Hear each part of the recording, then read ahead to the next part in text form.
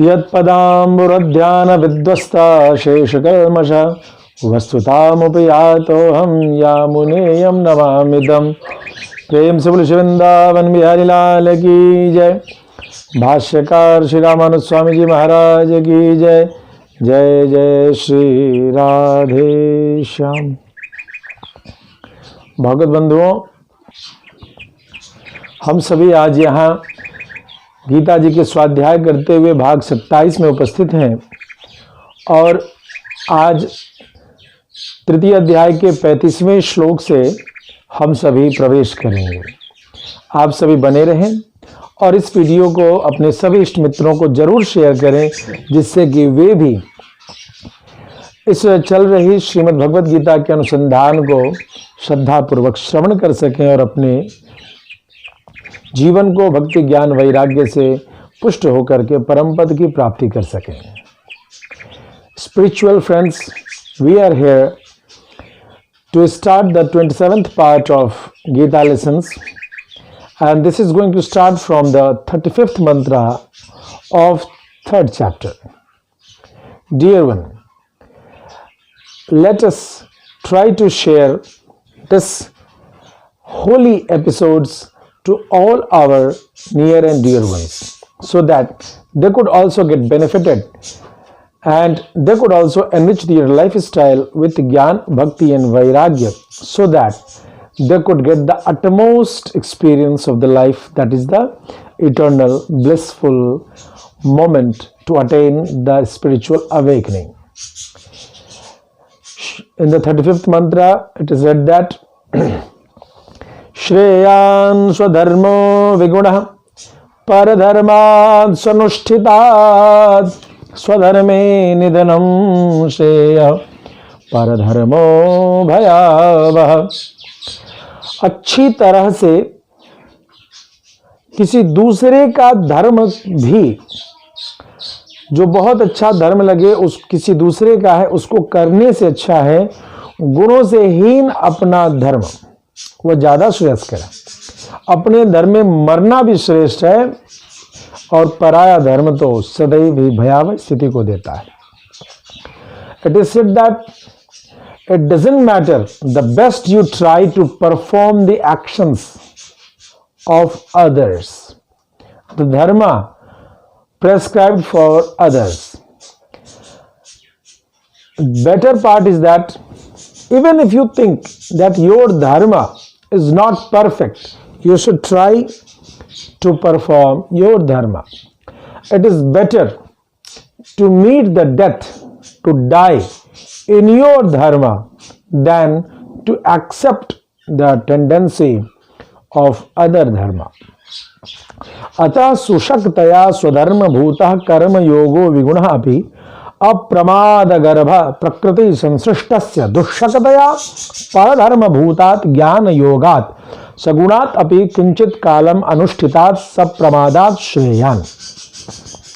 भाष्यकार श्री रामानुज स्वामी जी इस पर विस्तार से चर्चा करते हैं कि प्रकृति संसर्ग, प्रकृति से संबंध रखने वाला जो जीव है, उसके लिए कर्मयोग सुख साध्य होने के कारण स्वधर्म है और विगुण होने पर भी प्रमाद से रहित है। यानी कि उसमें ऐसा लगे कि इसमें गुण उपस्थित नहीं है, ऐसे स्वीकार करने पर भी वह जो है प्रमाद अर्थात आलस्य से परे है।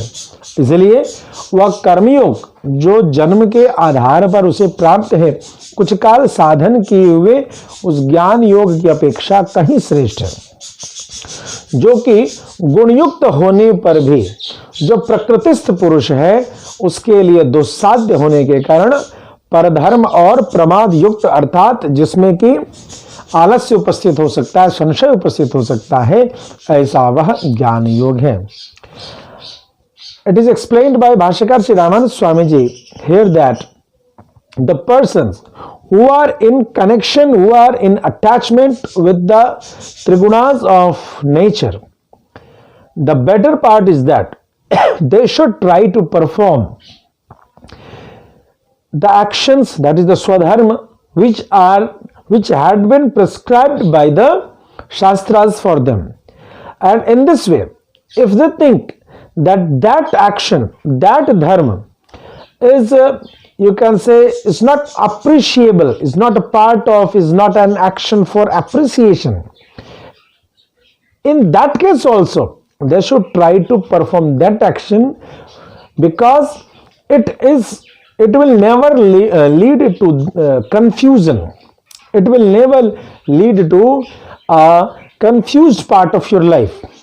Therefore it is said that the persons who are in practice of karma yoga is much more better than that to perform the paradharma, the another dharma called as jnana yoga, because the actions as prescribed, the system as prescribed in jnana yoga is much more difficult for the persons who are in relation with the nature, in relation with the trigunas of the nature. And also that stream of life, the jnana yoga stream of upasana of life, will be a path full of confusions, and as well as you can get distracted at different parts of that path. स्वेन एव उपादातुम योग्यतया स्वधर्मभूते कर्मयोगे वर्तमानस्य एकस्मिन् जन्मनि अप्राप्त फलदया निधनम अपि श्रेय। अपने आप ही सुगमता से, आसानी से संपादन करने योग्य, पूर्ण करने योग्य जो स्वधर्म है, ऐसे कर्मयोग में लगे हुए पुरुष का एक ही जन्म में मोक्ष रूप फल को प्राप्त न होकर मर जाना भी उत्तम है। It is said that if there is a confusion that if someone is practicing the karma yoga, which is very much easier for him to perform, if he fails to attain moksha, salvation in this birth, it is said that in this condition also it is much more better. अनंतराय हततया अनंतर जन्मनि अपि अव्याकुल कर्म योगारंभ संभवात। क्योंकि विघ्नों से नष्ट न होने के कारण दूसरे जन्म में भी सावधानी के साथ कर्मयोग का आरंभ होना संभव है। बिकॉज द कर्म yoga would be easily available in the another birth also as per the trigunas. प्रकृति संसृष्टस्य स्वेन एव उपादातुम अशक्यतया परधर्म बोधो ज्ञान योग प्रमाद गर्भतया भयावह। परंतु प्रकृति से युक्त रहने वाले, प्रकृति संबंधित जो जीव हैं, उनके लिए अपने आप प्राप्त करना अशक्य होने के कारण जो परधर्म रूप है, परधर्म है, ऐसा ज्ञान योग तो प्रमाद भरा होने से भयदायक ही है। उसमें शंका है कि वह पूर्ण होगा या नहीं होगा। It is said that the Jivatma who is in full relation with the trigunas of Prakriti, of nature,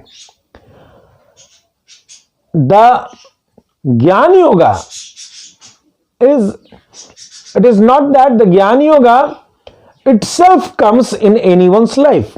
You need to perform very cautiously, with full caution in Jnana Yoga. And if you fail in Jnana Yoga in this life, it is not that it will naturally come into life or as an option in the another birth. Therefore, the path of Jnana Yoga may break up if you fail in this life, and thus it is a chance of confusion, a chance of getting distracted in the path of Jnana Yoga. Arjun watch, Arjun पूछते हैं, Arjun asks a confusion here. अतकेन प्रयुक्तोऽयं पापं चरति पुरुषः अनिच्छन्नपि वार्ष्णेय बलादेव नियोजितः। हे श्री कृष्ण, फिर यह मनुष्य न चाहता हुआ भी किसके कारण प्रेरित होकर पाप करता है, मानो जबरदस्ती लगा दिया गया हो। Arjun is asking to Bhagavan Lord Krishna that if this is the situation here, then how is it said that, how is the situation that this man tries to or gets in practice to perform sins? It seems that someone is forcing it to perform sins. अथ अयम ज्ञान योगाय प्रवृत्ता पुरुषः स्वयं विषयान अनुभवितुम अनिच्छन अपि केन प्रयुक्तो विषयानुभव रूपम पापम बलात् नियोजित इव चरति। अब यह बतलाते हैं कि यह ज्ञान योग में लगा हुआ पुरुष स्वयं विषयों का अनुभव न करना न चाहता हुआ भी किसके द्वारा प्रेरित होकर जबरदस्ती लगाए हुए की भांति विषयानुभव, विषय के अनुभव रूप पाप का आचरण करता है। जो ज्ञान योगी है, यद्यपि वो नहीं चाहता, फिर भी वो उसे विषयों के भोग करने की आवश्यकता क्यों हो जाती है? ऐसी क्यों होती है? ऐसी क्या आवश्यकता है? या ऐसा लगता है जैसे कोई जबरदस्ती कर रहा है। It is said that if someone is practicing jnana yoga, he thinks or he aims that he wishes that he shouldn't get indulged in the organs and the objectives of that organs. But the situation comes that there is a certain situation in the life that person gets distracted and comes in relation with the organs and their objectives. It feels that such sins are being created for them to be performed by someone else. Why is this situation arriving in your life? Shri Bhagavan Uvacha Kam esh krodh esh rajo gun samadbhava महाशनो महापापमा विद्येन मिहि वैरिणम। भगवान श्री कृष्ण कहते हैं, हे अर्जुन, यह काम ही क्रोध है, यह बहुत खाने वाला और महापापी है, यहां तो इसी को वैरी जान। भगवान Shri Krishna is saying that this काम, the utmost affection, utmost stress of affection is kama. That is, you can say, that is anger. Along with it, the quality is that it indulges a lot of things. Along with it, it is a very powerful sinful situation. It creates very powerful sinful situation.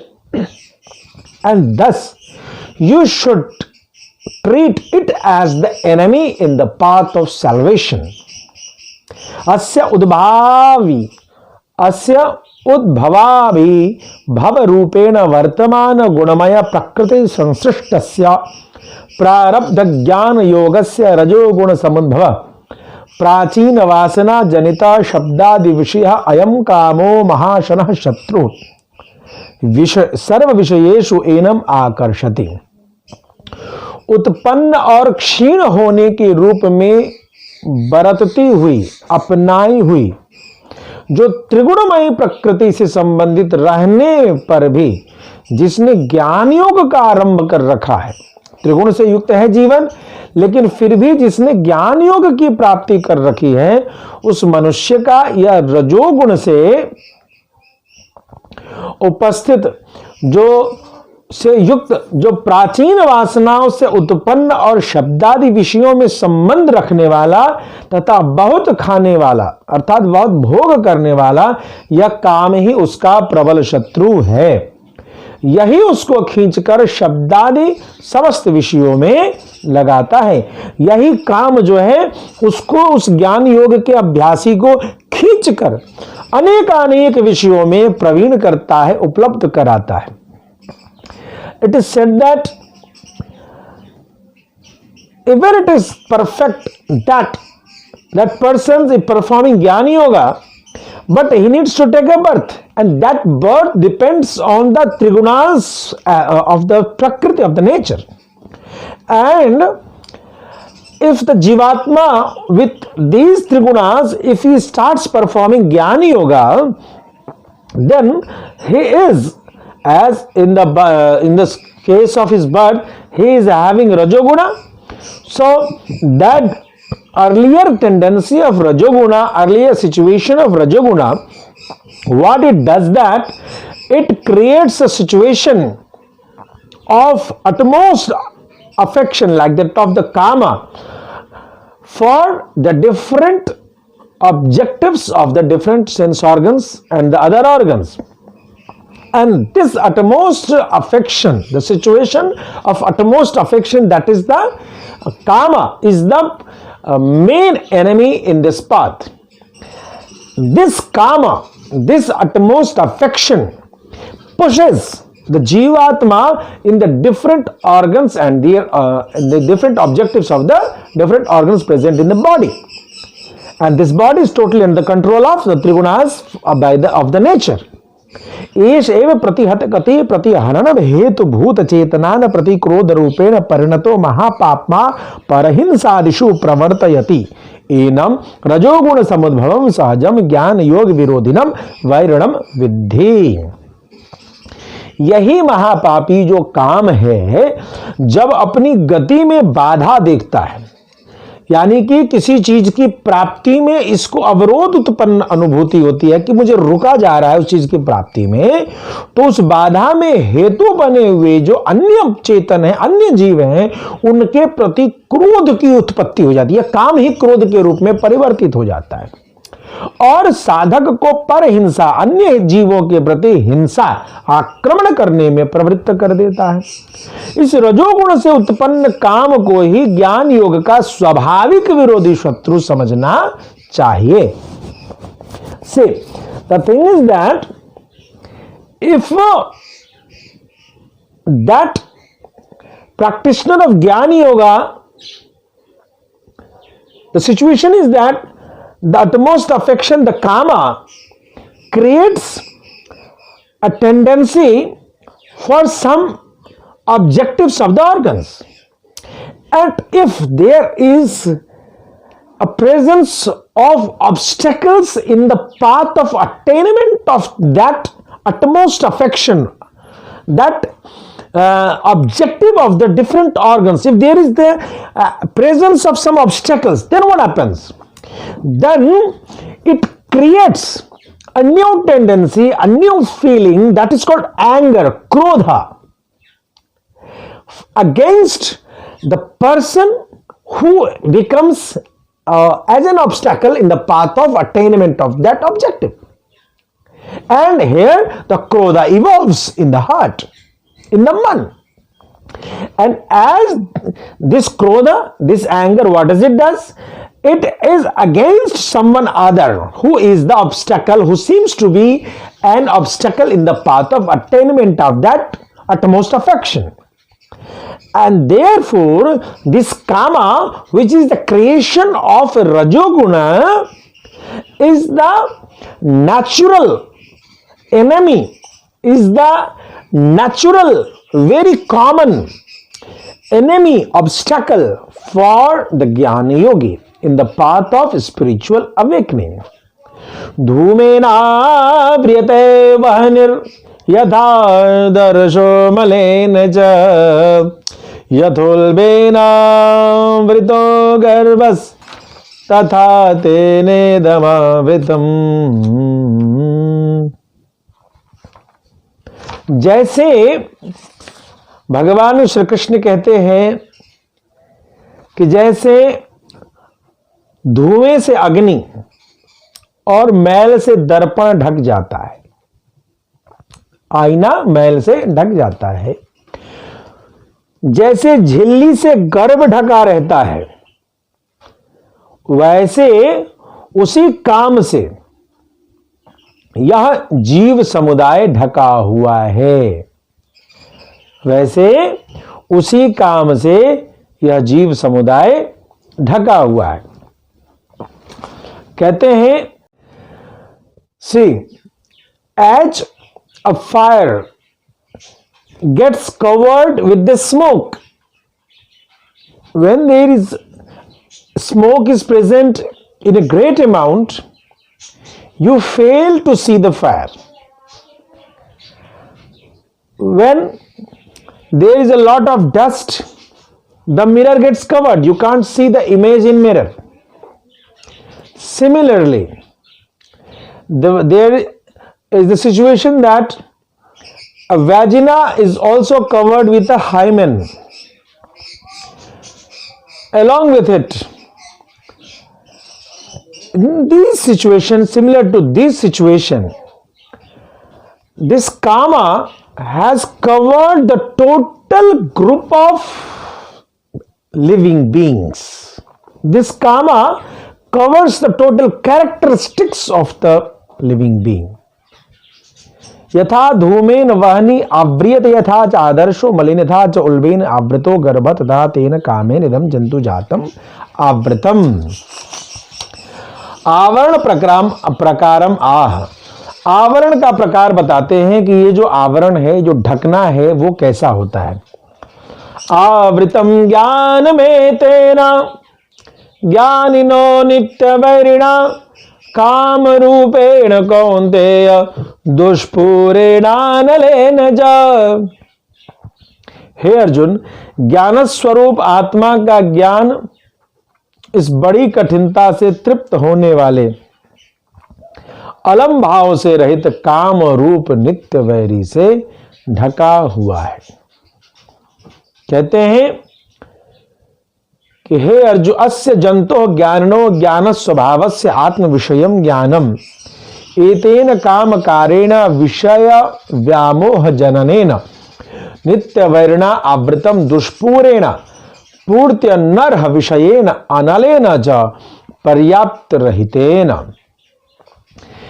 ज्ञान ही जिसका स्वभाव है, ऐसे जीव का आत्म विषय ज्ञान इस बड़ी कठिनाईता से पूर्ण होने वाले, कभी तृप्त न होने वाले अलम भाव से रहित है, कभी बस नहीं करने वाला है, विषयों में व्यामोह उत्पन्न करने वाला, विषयों में व्यामोह उत्पत्ति करने वाला काम रूप नित्य वैरी से यह ज्ञान ढका हुआ है। It is said that the ज्ञानी who has the tendency of jnana, and this jnana is or could be attained by very difficulty. It is said that it is with a tendency that is never be, in a situation to be completed. You can't say that it's okay. Now no much knowledge is needed. You can't say about the jnana, just that it's full and it's complete and no much more it is needed. You can't say this thing this way.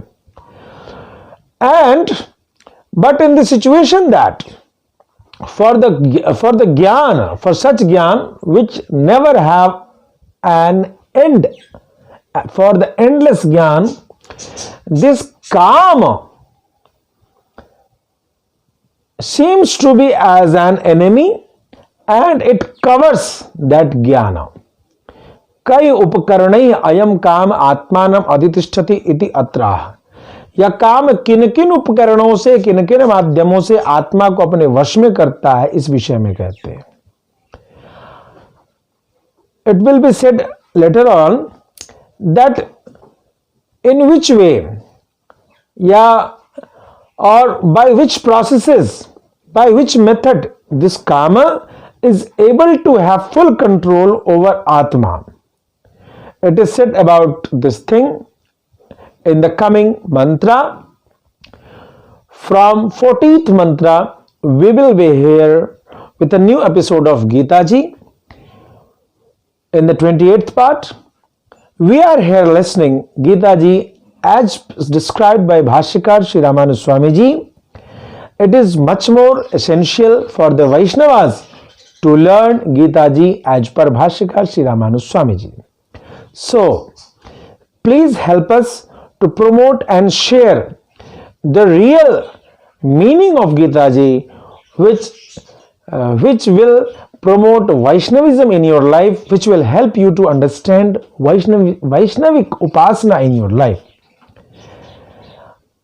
अगले अध्याय भाग 28 में हम सभी 40वें मंत्र से अपने प्रवचन को प्रारंभ करेंगे।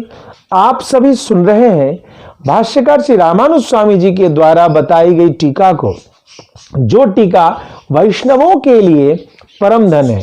गीता जी का जो रहस्य है, जो वैष्णवों के लिए उपयुक्त है, वैष्णवीय सिद्धांत को पुष्ट करने वाली जो गीता जी की टीका है, उसको हम सभी सुन रहे हैं।